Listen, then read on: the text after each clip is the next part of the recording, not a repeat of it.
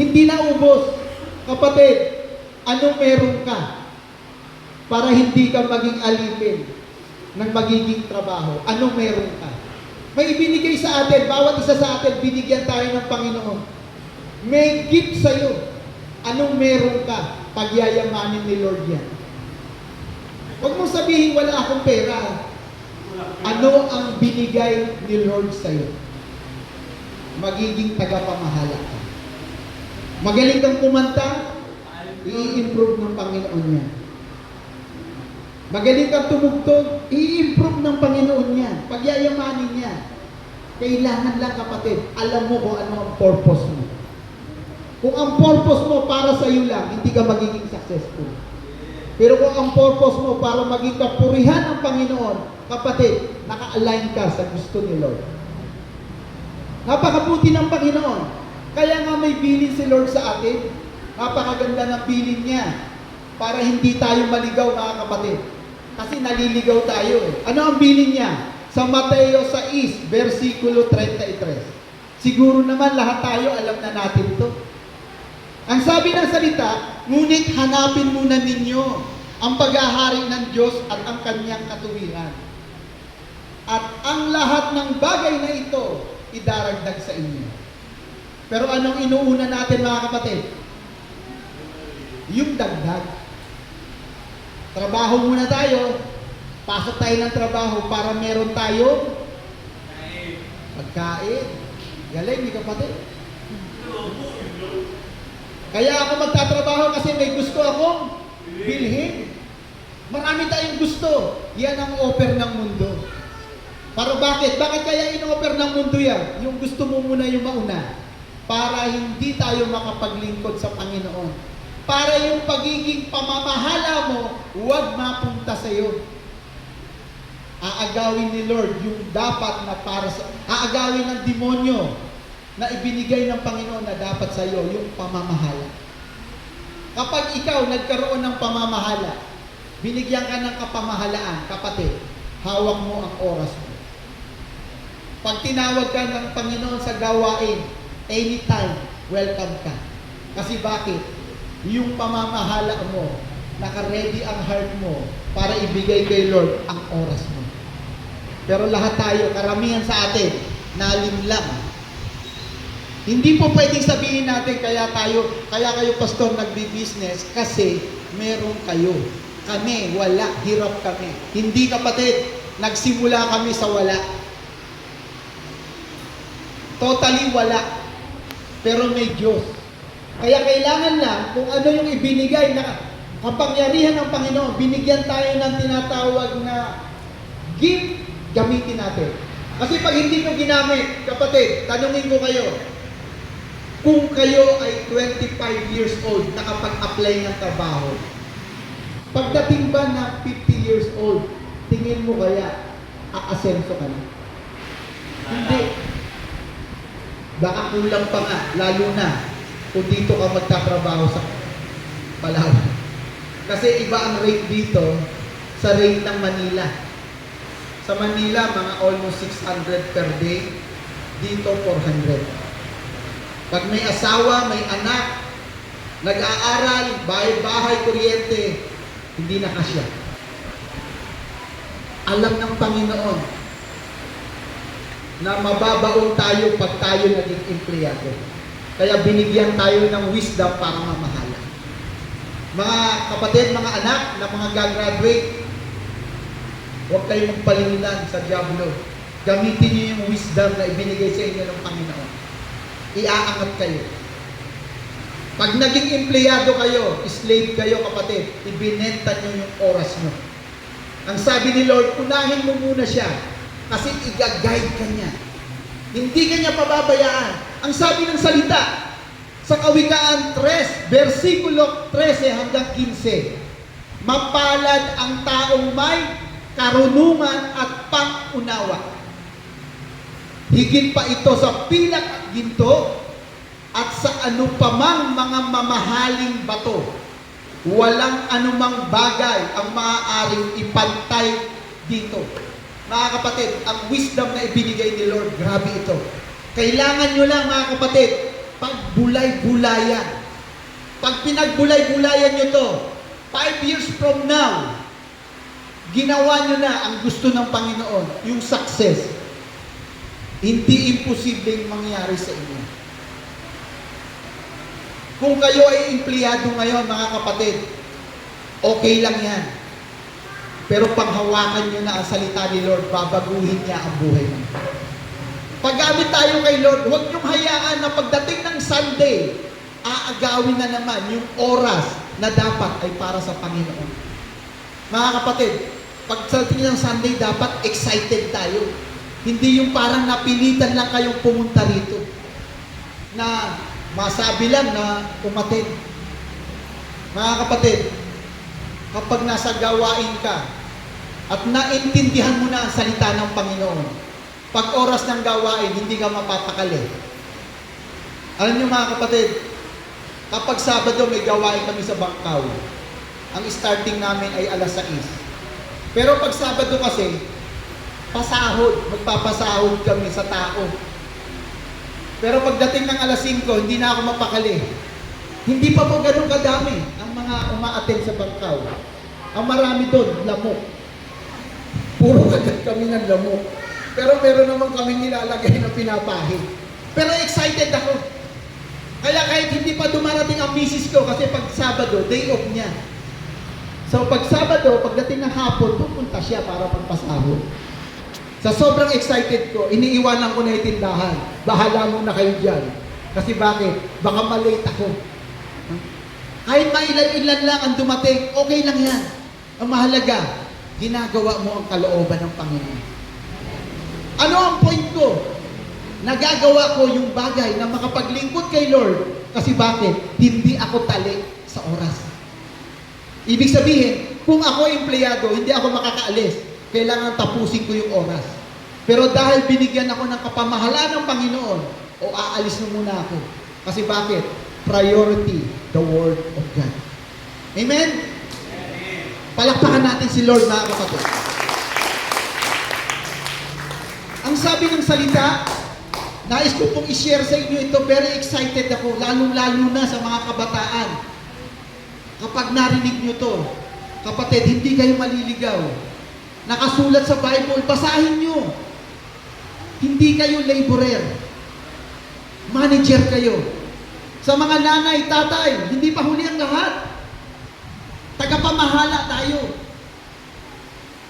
Kapag binigyan tayo ng kapamahalaan ng Panginoon, hindi nagdadagdag ng na tinatawag na burden. Napakasarap sumunod kay Lord. Ang sabi ng salita, Kawikaan 2, versikulo 11 hanggang 12. Ang sabi niya, kapag nakakaunawa ka at marunong kang magpasya ng tama, siguro naman nakakaunawa tayo mga kapatid. Yes. Ang mga anak ng Diyos nakakapagpasya ng tama. No? Ang sabi ng salita, iingatan ka nito, ilalayo ka ng karunungan sa masasamang pag-uugali at sa mga taong nagsasalita ng masama. Mga kapatid, ang church na ito, kaya maraming kabataan dito. Gusto ni Lord, yung mga kabataan, marinig yung salita ng Panginoon. Na 5 years from now, basahin nyo ng paulit-ulit, kapatid, yung kapamahalaan na ibinigay sa atin. 5 years from now, marami ng negosyante rito. Huwag nyong hangarin na sana matanggap ako sa company na to. Hangarin nyo, kayo yung makapagbukas ng company. Hangarin nyo yung kayo yung nag-hire ng tao. Napakaganda. Kasi yung ibinigay sa atin ng Panginoon, magagawa natin. Tayo yung mamamahala. Amen? Kapag tayo ang namamahala, kapatid, pansinin nyo na lang, 5 years from now, sumunod tayo kay Lord na maging tagapamahala. Siguro yung sasakyan dito hindi kasya. Kasi bakit? Yung pamamahala, sinunod natin. Si Brother Roy, namamahala po siya, sinunod niya si Lord. Tama po? Kasi bakit? Nag-improve yung talent. Pinalalago. Di ba? Sila Sister Ninya, lumalago yung talent. Ayun na, may sasakyan na rin sila. Yung gustong sumunod sa Panginoon, kapatid, walang imposible sa Kanya. Panghawakan nyo, kapatid. Ang lahat ng anak ng Diyos, binigyan ng kapamahalaan. Hindi ka mananatiling laborer. Hindi ka mananatiling factory worker. Ikaw ay manager. Itataas ka ng Panginoon. Kailangan lang malaman mo ano ba ang purpose mo sa buhay na ito. Kaya ka ba nagpupunta sa church? Minsan nakikita natin madami. Alam niyo kung minsan nakikita ko puno ang church. Parang sa barangay. Pag may ayuda, puno ang barangay. Kita ko nagtatraffic sa bangkaw eh. Hindi kami makadaan, ang daming motor sa may barangay. Bakit kaya? Yung pala maraming ayuda na namimigay. Pag in-announce next week may ayuda sa church, puno tayo. Kasi ang hinihintay natin, yung matatanggap. Di ba pag sinabi ni Pastora, may mga regalong darating, i-distribute. Yung hindi mo nakikita, makikita mo na dito. Pero pag wala na, kasi bakit? Ang hinahanap, yung ibibigay. Hindi natin inuna kung ano yung pinakamahalaga. Alam niyo po, unahin natin yung nagbibigay, yung provider, hindi yung ibinibigay. Kaya sa lahat ng mga kapatiran ko na nandito ngayon, kapatid, manager ka, tagapamahala ka, hindi ka laborer. Pinagpala ka ng Panginoon, hindi ka ginawang laborer. Ang gusto ni Lord, i-share mo yung biyaya na natatanggap ko. Mga kapatid, kaya gusto kong i-share to. Gusto kong mabuksan ang mga isipan ng mga anak ng Diyos. Kung ang mga taong makamundo nagiging successful, bakit tayo hindi? Pastor, hindi mauubos ang biyaya ng Panginoon kapag lahat ng anak ng Diyos bigyan niya ng biyaya? Ang sabi ng Hebreo 4, versikulo 16, kaya huwag tayong mag-atubiling lumapit sa trono ng mauwaing Diyos para matanggap natin ang awa at biyayang makakatulong sa atin sa panahon ng pangangailangan. Ang kailangan lang talaga natin, kapatid, napaka-powerful ng Biblia. Aaminin ko po sa inyo, mga kapatid, hindi po ako yung palabasa kasi masakit sa mata. Hindi ako palabasa. Pero araw-araw, nakikinig ako ng audio. Araw-araw, pag matutulog na kami mag-asawa, Bible verse ang lahat ng mga naririnig namin. Pag may ginagawa ako, nasa biyahe ako, yung audio ng Bible, imposibleng hindi ka matuto. Maraming paraan. Kung hindi ka marunong magbasa, o mahina kang magbasa, o malabo na ang mata mo, may audio Bible. Pakinggan yung mabuti, andun ang turo para maging successful. Kapag hindi nyo sinunod yan, mga kapatid, ang ibinigay ng Panginoon, ang sinusunod natin, yung gawa ng mundo. Kasi bakit? Matatali kayo sa pagiging empleyado. Nung mag-preach ako nito, mga kapatid, may isang kapatiran na nakikinig. Pastora din siya. 31 years na siya nagtatrabaho sa drugman. Pagkatapos ng preaching, lumapit sa akin, sabi niya, Pastor, parang pinapatamaan mo naman ako. Kasi parang puro tama lahat sa akin. Kasi yung oras ko, hindi ako makapag-serve kay Lord talaga kasi hindi ako makaalis. Nakakaalis lang ako pag day off. Pero pag hindi ko day off, hindi pwede. Kaya ayaw ng Panginoon na maging empleyado ka. Gusto ni Lord, tagapamahala ka. Alam niyo po, mga kapatid, sa Manila, merong isang church, Victory ang pangalan kasi maraming klase ang Victory. Victory Church. Alam niyo yung, ang hirap pumunta sa church na yun. Alam niyo bakit? Sobrang dami ng nakaparking na sasakyan. Napakadami, sobrang dami. Tapos yung church nila, yung mga extension, sa loob ng sinihan. Mga sinihan, puro successful. Minsan natanong ko yung isang pastor, nakakwentuhan ko, kasi matit ako doon minsan eh. Dahil nung galing ako sa Robinson, wala akong mahanap na church. Nakita ko yung Victory. Pagkatapos ng message, nakakwentuhan ko, sabi ko, regular ba yung yung service dito? Sabi niya, oo. Sabi ko, ibig sabihin, arkilado nyo itong buong Yes. Mahal yan. Yes, pero lahat ng kapatiran dito may kabahagi. Kaya nagagawa namin. Mga kapatid, dapat may kabahagi tayo. Hindi lang tayo dapat tagapakinig. Gawin natin, binibigay ng Lord sa atin, tapos maging kabahagi tayo ng ating simbahan. Hindi tayo yung a-attend lang. Na kapag ayaw mo umattend, hindi ka na-attend. Pag kung kailan ka lang available, tsaka ka lang pupunta. Mga kapatid, hindi pa tayo tunay na anak ng Diyos kung ganyan ang attitude natin. Napakasaya kapag nagkikita-kita ang kapatiran tuwing linggo. Kasi bakit? Nagbibigay tayo ng kalakasan sa bawat isa. Amen? Amen? Lahat ng gising magsabi nga ng praise the Lord? Praise the Lord. Lahat ng tulong magsabi ng amen? Walang tulong. Ang sabi ng Jeremias 33, versikulo 3, tumawag ka sa akin at sasagutin kita.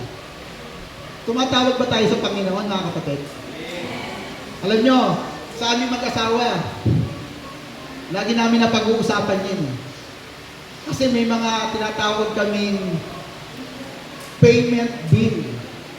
Pag maraming order, malaki babayaran. Kasi pag o-order ka, o-order yung misis ko, hindi siya pwedeng umorder ng konti. Kailangan marami. Pero ang lakas umorder, wala namang budget.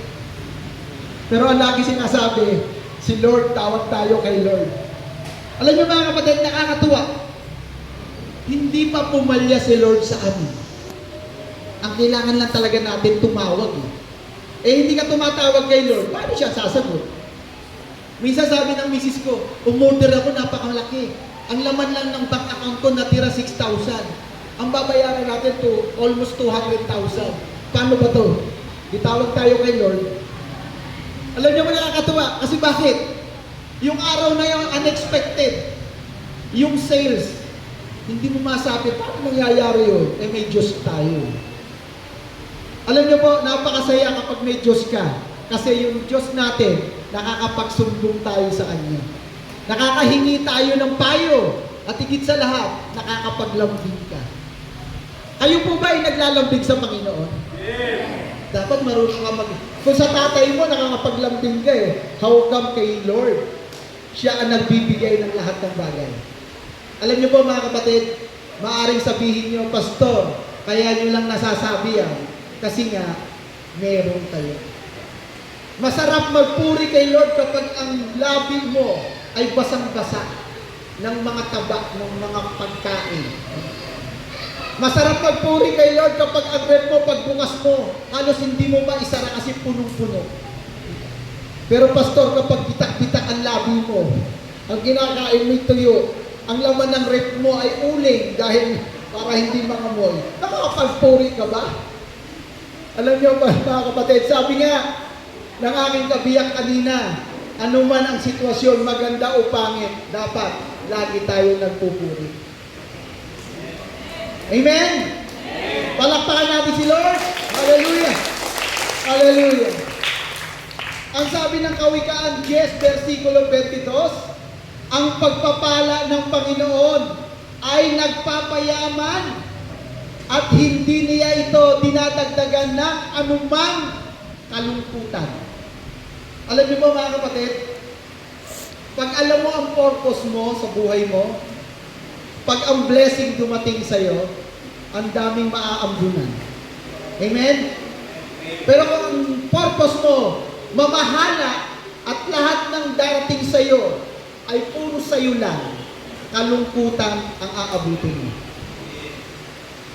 Pag tayo po naging alipin ng pera, magi-start na yung greediness. Yung puro akin, akin, akin.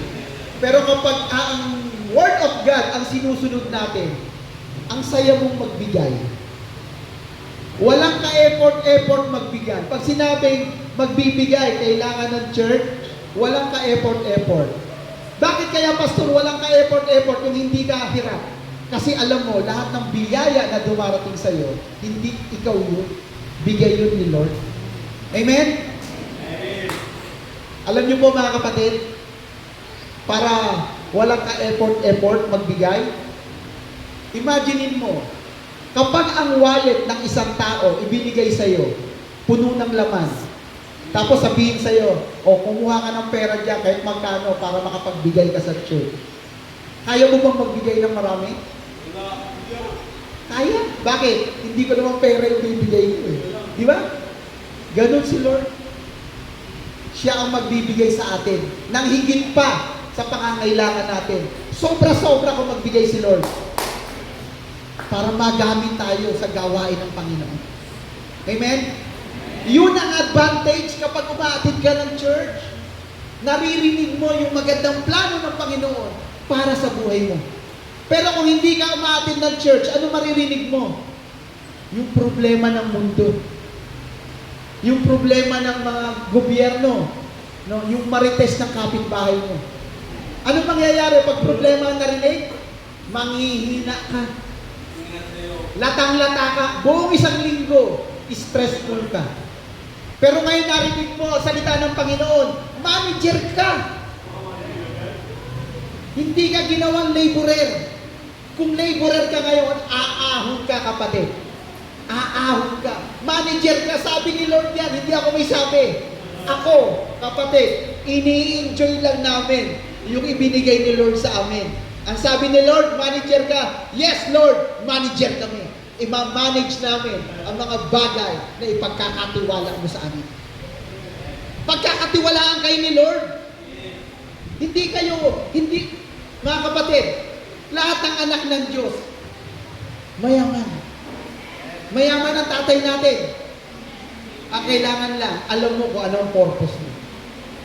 Kapatid, sa oras na ito, sa lahat ng gagraduate, huwag niyong unahin ang dagdag. Unahin niyo yung bilin ni Lord.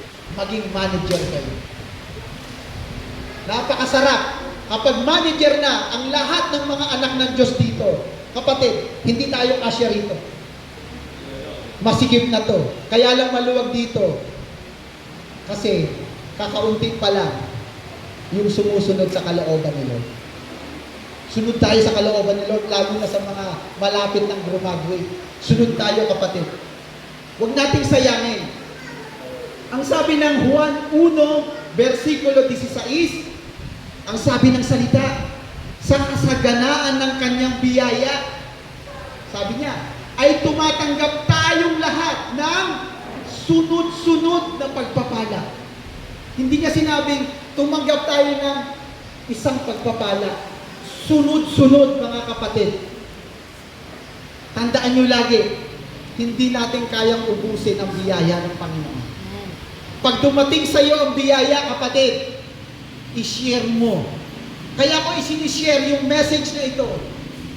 Kasi lahat tayo, dapat buksan yung puso't isipan natin kapamahalaan ng ibinigay ng Panginoon sa atin. Dapat namamahala tayo. Kung nagtatrabaho ka ngayon, hingin mo kay Lord na buksan ang isipan mo. Ipaunawa sa iyo kung ano ang sisimulan mo para maging tagapamahala ka. Alam niyo kapatid, sa Manila, sobrang traffic. Kaya minsan ayaw ko magdala ng sasakyan.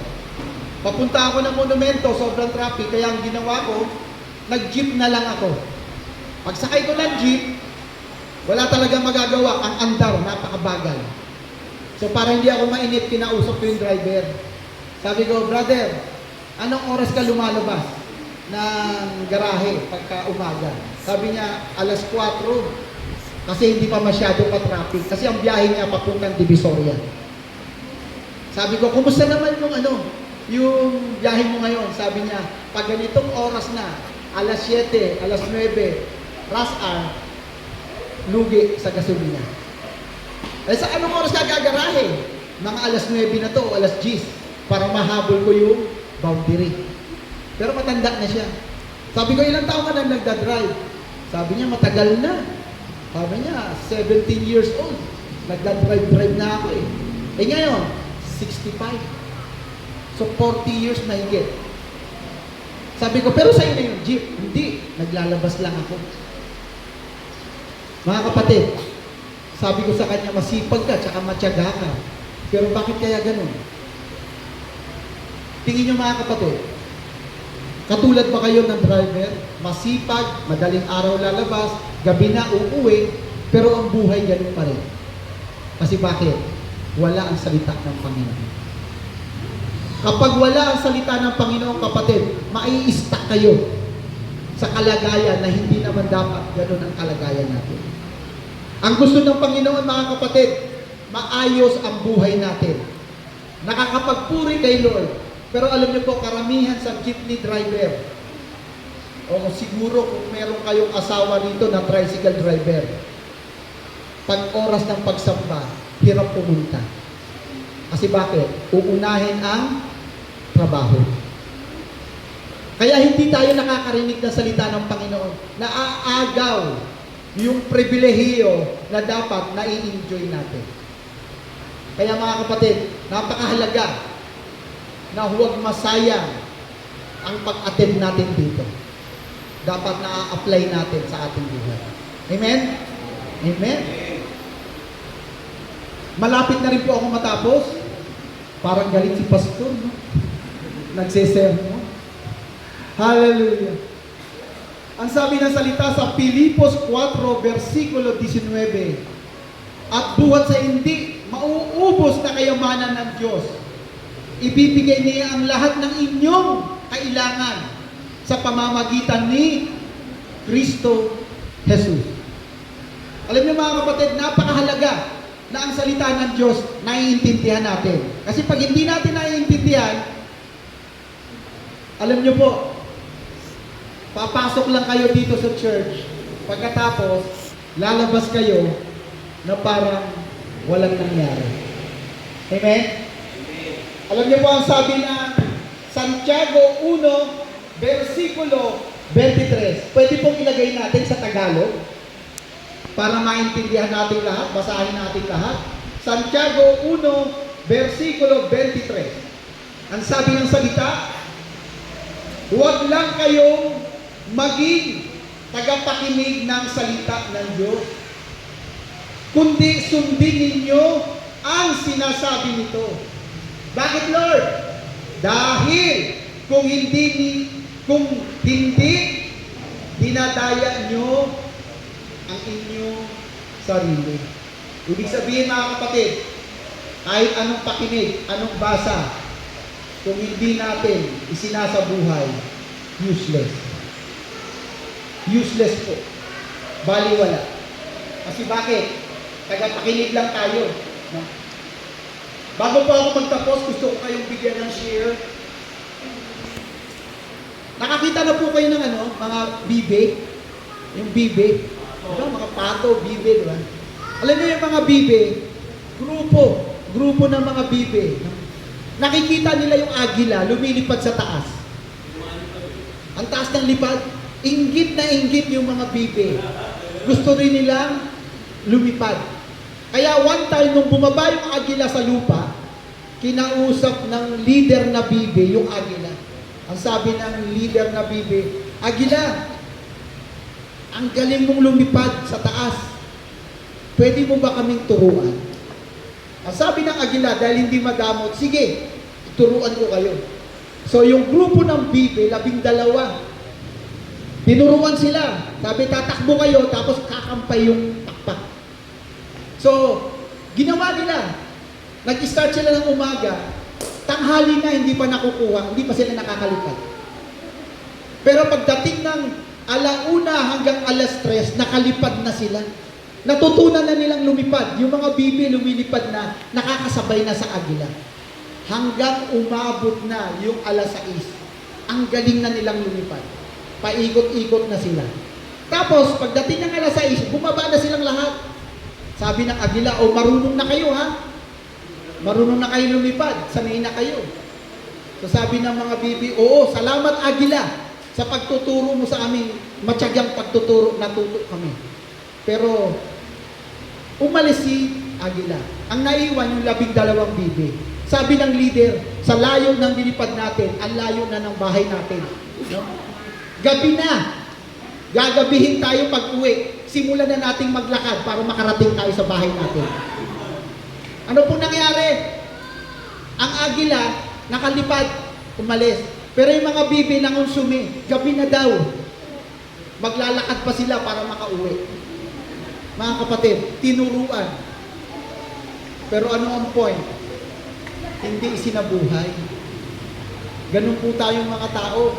Makikinig, parang nakinig lang tayo sa tinatawag natin pelikula o drama. Pagkatapos, wala na. Pero doon sa mga taong nakinig, mga kapatid, nais kong iparating sa inyo ang sabi ng salita, sa mga nakaintindi at susunod sa Panginoon, may bilin siya sa atin. Ito yung application natin, life application. Pastor, sinunod ko si Lord. Lahat ng sinabi ng Panginoon, sinunod ko. Ngayon ako na isang successful na tagapamahala. Ano ang sabi ng Panginoon sa lahat ng mga anak niyang sumunod sa Kanya?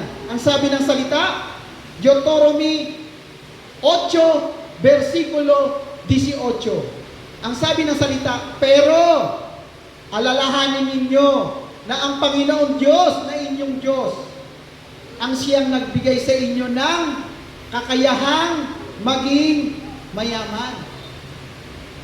At ginawa niya ito para matupad niya ang kasunduan niya sa inyong mga ninuno. Katulad ng ginagawa niya ngayon.